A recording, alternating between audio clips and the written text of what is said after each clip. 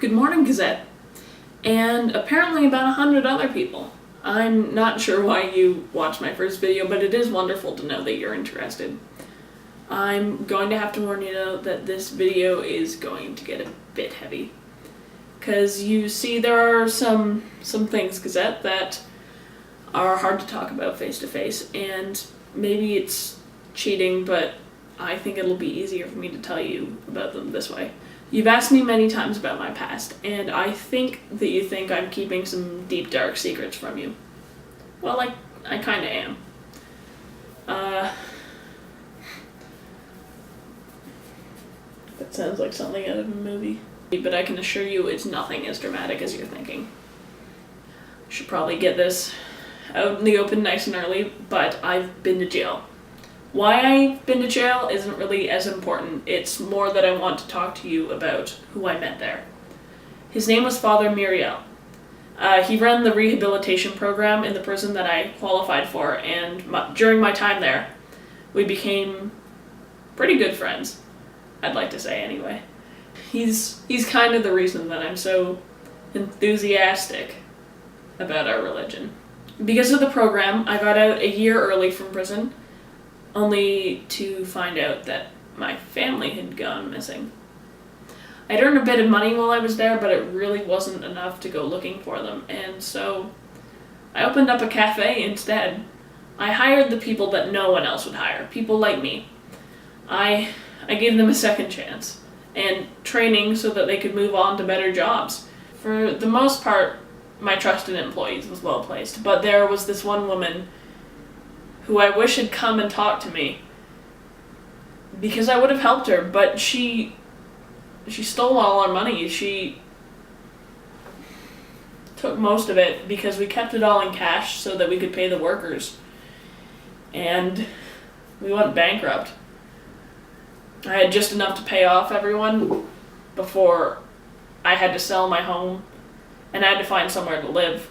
Fortunately, Father Muriel let me stay with him, saying that it was until I got back on my feet, but I just couldn't. I found a few jobs here and there, but they never lasted. I was barely making any money, and finally I did something horrible.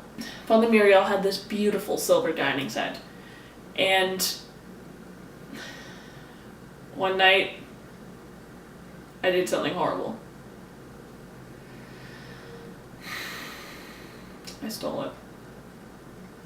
Even as I was running away, I was so ashamed of myself, and that's probably why I didn't even fight much when the police caught me and dragged me back there.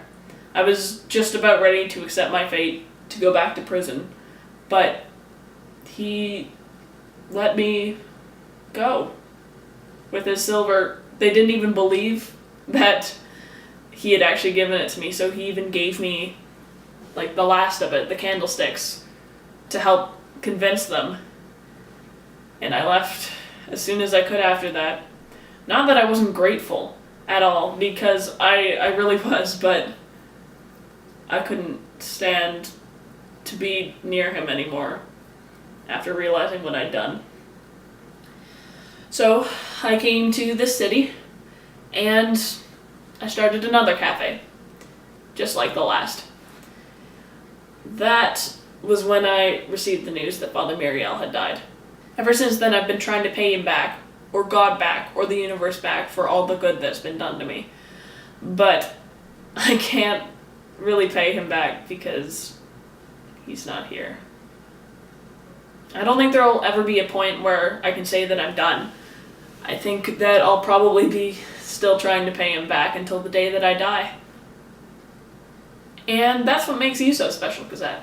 I know you get embarrassed when I talk about stuff like this and get really, really mushy, but it's true. You inspire me to be a better person, just like Father Muriel did, and you are one of the reasons that I get up every morning and try to do some good. Suppose you could say that's my definition of redemption. After everything I've done, Gazette, to be redeemed and forgiven for my sins may not ever happen, but I just want to do the best by everyone, and the best by you.